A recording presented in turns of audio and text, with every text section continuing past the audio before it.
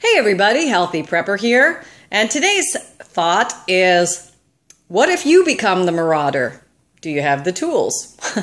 And I first came across this marauder concept from a show. It was one of those reality TV shows, kind of a prepper concept, survivalist concept, where this group was kept inside of a warehouse. They kept themselves inside of a warehouse to protect themselves, and they had to go around and scavenge for food and water to survive. And every once in a while, these marauders on motorcycles would come and attack the warehouse, and they would try and break in. But it got me to thinking that in any bad situation, any post-apocalyptic situation, any grid down situation where we no longer have electricity, any WROL situation without rule of law, let's say things really go down the pooper and we've got to fend for ourselves. Let's say you're in an urban or suburban area and a lot of people have left and gone to the country and there's a lot of empty homes.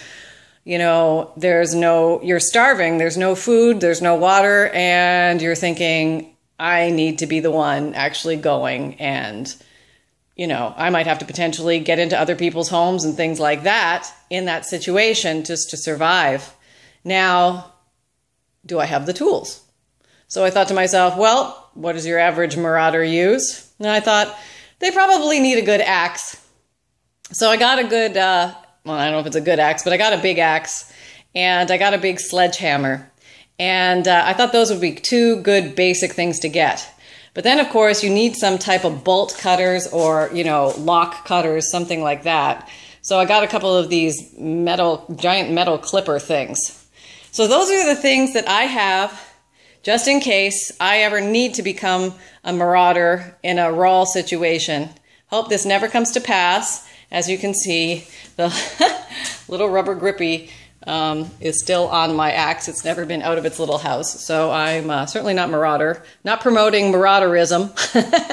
But, you know, obviously we don't know what's going to happen. And it probably would be wise to at least have some tools ahead of time just in case. So I'd like to hear your thoughts on this. Is it odd to think that far down the pike, or is it a good idea to have a few things on hand? And if so, what other types of items do you have on hand that maybe I haven't thought of? You know, that type of thing.